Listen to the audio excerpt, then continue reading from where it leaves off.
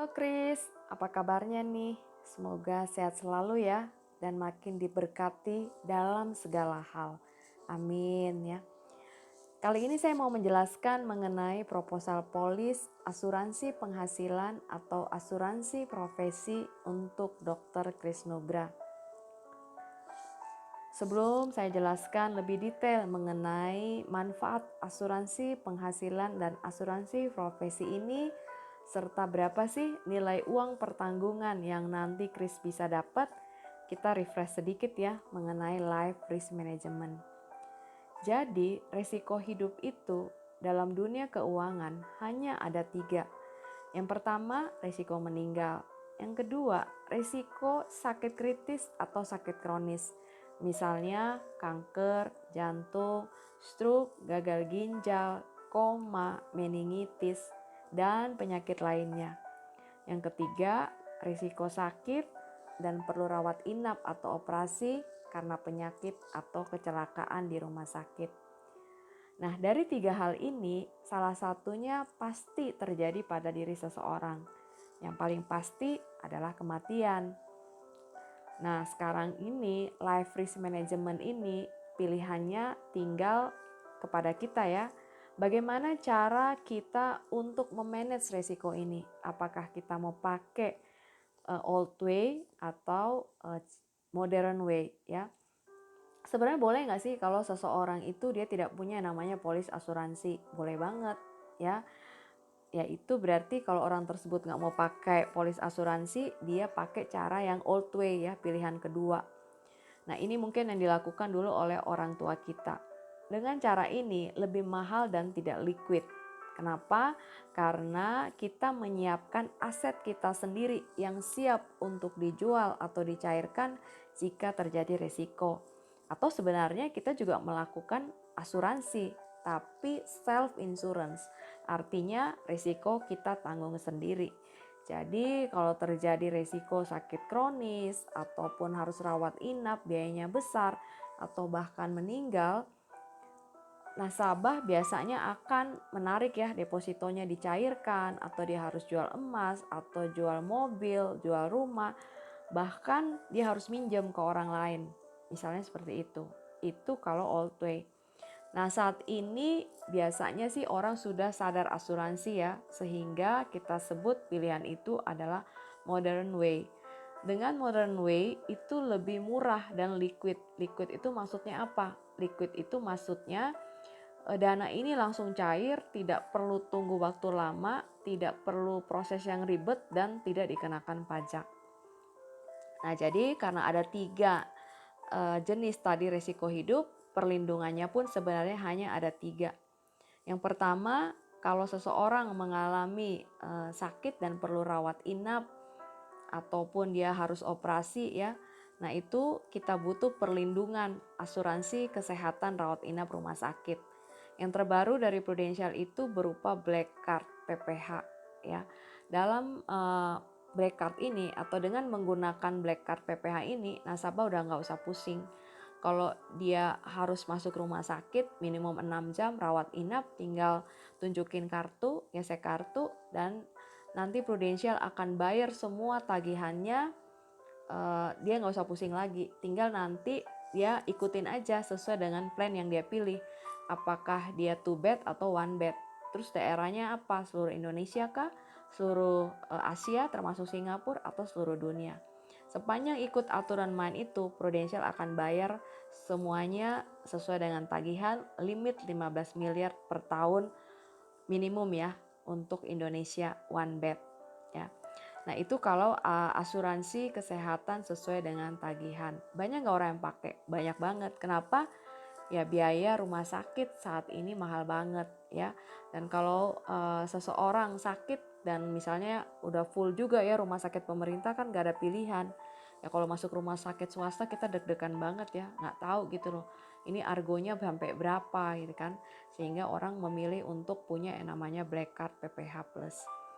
Nah, perlindungan yang kedua itu adalah asuransi penghasilan. Jadi sebenarnya yang dijamin atau diasuransikan itu adalah penghasilan kita atau profesi kita. Kenapa demikian? Kalau terjadi resiko sakit kronis ya, Yang hilang itu sebenarnya apa? Yang hilang itu sebenarnya penghasilan kita, ya kan? Yang terganggu apa? Profesi kita, karena kita nggak bisa bekerja normal dalam certain time, ya dalam beberapa waktu tertentu, ya kan? Misalnya kalau seseorang kena kanker, dia kan butuh waktu untuk dia bolak-balik kemo, dia memulihkan tubuhnya dulu sampai dinyatakan oleh dokter bahwa dia sudah boleh untuk beraktivitas normal dan lain sebagainya. Dan itu kan butuh waktu, ya kan? Nah, terus bagaimana dengan biaya hidup dia ketika dia menjalani pengobatan? Keluarganya kan tetap harus makan, anak sekolah tetap harus bayar uang sekolah, tetap harus bayar listrik, air, telepon, dan sebagainya. Dari mana uangnya? Nah, kalau seandainya nasabah punya perlindungan atau asuransi terhadap penghasilan ini, maka dia nggak usah khawatir. Begitu terdiagnosa sakit kronis, ya langsung kita masukin form klaimnya. Dalam waktu yang tidak lama, Prudential akan cairkan dana santunan. Terserah atau tergantung waktu dia membuka polis berapa waktu itu yang disetujui.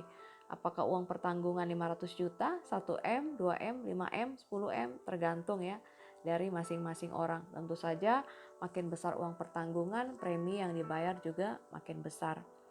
Nah, yang ketiga adalah proteksi terhadap penghasilan ya, atau kalau misalnya orang tersebut tidak ada kemungkinan lagi untuk sembuh alias dia sudah pulang ke surga selamanya. Ya kan? Nah, ini disebut dengan asuransi jiwa biasanya, ya kan? Langsung dibayar sejumlah santunan dalam jumlah besar untuk ahli waris. Nanti anak-anak setelah menerima santunan ini, mereka boleh misalnya depositokan aja ya, dan anak-anak bisa hidup dari bunga depositonya saja. Jadi 3 jenis utama asuransi, tinggal nanti di dalamnya pasti banyak cabang-cabang ya, tapi ini yang utama ada 3.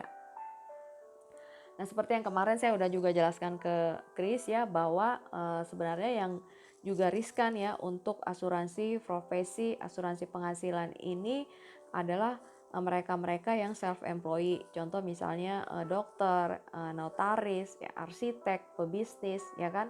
Kenapa? Karena penghasilan mereka sangat tergantung dari profesi.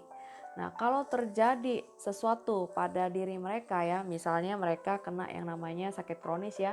Contoh yang kemarin saya jelaskan, ada seorang dokter ahli bedah, dia kena meningitis, kemudian harus operasi bedah tengkorak dan ternyata akhirnya dia lumpuh. Nah, ketika lumpuh dia nggak bisa kan menjalankan profesinya dia. Nah, bagaimana dengan uang sekolah anak-anak dan biaya hidup dia sendiri? Ya, karena dia nggak punya asuransi, ya terpaksa harus carikan deposito, jual aset, bahkan dia dibantu oleh ayah ibunya, bahkan saudara-saudaranya. Ya iya, kalau ayah dan ibu kita masih ada dan mereka mampu. Kalau enggak gimana? Bagaimana dengan nasib anak-anak kita? Nah, seperti yang saya juga jelaskan kemarin ya, bahwa ternyata kalaupun kita punya yang namanya asuransi kesehatan, itu sebenarnya tidak cukup. Kenapa? Karena asuransi kesehatan untuk kartu rawat inap itu hanya membebaskan kita dari biaya yang timbul karena rawat inap rumah sakit ataupun operasi. Tetapi kartu itu kan tidak bisa memberikan kepada nasabah berupa santunan uang cash untuk dipakai sebagai biaya hidup. Benar kan ya? Oleh karena itu penting banget ya sebenarnya santunan sakit kritis atau asuransi penghasilan ini. Seperti kemarin juga yang saya juga ada sempat cerita ke Chris ya, mama kami itu 9 bulan habis 250 juta ya, padahal kan untuk rawat inap dia sendiri udah pakai BPJS ya, tapi tetap aja banyak biaya-biaya yang kami tetap harus nombok. Nah, ini yang tadi saya cerita ya, bahwa ketika seseorang dia bekerja, apakah dia karyawan, apakah dia SL employee, pengusaha dan apapun itu juga, dia tidak mampu untuk bekerja normal ya. Sehingga kalau dia kerja di suatu perusahaan, iya kalau perusahaannya itu baik gitu ya, dikasih kesempatan lebih dari setahun. Tapi sebenarnya menurut aturannya Depnaker, itu perusahaan boleh untuk mem-PHK karyawannya kalau dia sakitnya itu lebih dari 1 tahun. Itu pun gajinya si karyawan tersebut selama 1 tahun dia nggak terima full. 3 bulan pertama dia terima full, 3 bulan selanjutnya 50%, selanjutnya lagi 25% dan seterusnya itu tinggal mungkin 10% seperti itu. Dan apakah si karyawan boleh protes? Ya dia juga nggak bisa protes karena itu ada di dalam aturannya Depnaker. Nah, jadi kemarin itu yang saya jelaskan ke Kris itu adalah perlindungan seumur hidup pasti cair, dana di saat sakit kritis atau sakit kronis ataupun meninggal. Dan kalaupun umur panjang, dananya juga cair. Jadi dia multifungsi banget ya. Kalau misalnya nih baru buka polis, terus kemudian 24 jam kemudian seseorang meninggal, langsung cair tuh dananya. Padahal dia baru mungkin 1 kali bayar premi, ya kan? Atau kalau dia meninggal karena kecelakaan, uang pertanggungan yang cair itu bahkan sampai dengan 3 kali lipat. Jadi kalau uang pertanggungannya 1 miliar, kalau dia meninggal karena kecelakaan, yang dibayar prudensial adalah 3 miliar. Nah, bagaimana kalau seandainya dia dalam menjalani hidup dia terdiagnosa ya sakit kritis atau sakit kronis.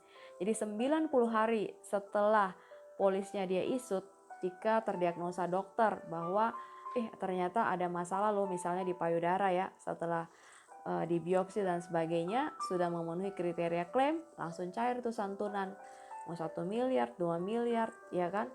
Nah, ternyata nanti orang tersebut setelah dia menjalani pengobatan dan dia sembuh kembali, nggak ada masalah. Duitnya juga sudah dia terima tentunya ya. Nah itu jadi dia berfungsi ganda ya, kalau meninggal cair, kalau sakit kronis cair, dan yang luar biasa kalau umur panjang ya, sudah 88 nih orangnya masih hidup, cair juga santunannya. Berarti santunan ini berlaku seumur hidup. Nah kabar baiknya kalau misalnya nih di tahun, jangan di tahun ke-20 ya, sebenarnya di tahun ke-20 dananya udah bisa ditarik. Ya anggaplah kita tarik di tahun ke-23, 24 sehingga hasil investasinya juga lebih oke. Nah nanti boleh Kris pakai dana ini misalnya untuk dana pensiun gitu. Kalau mau ditarik silakan. Tapi kalau ditarik berarti perlindungannya juga sudah selesai ya. Seperti itu. Nah jadi klaim atau tidak klaim dana pasti cair. Ruginya di mana? Kalau tidak klaim dananya full dibalikin, bahkan ada hasil investasi. Dan untuk masa pembayaran juga don't worry ya, boleh 5 tahun, 10 atau 15 tahun.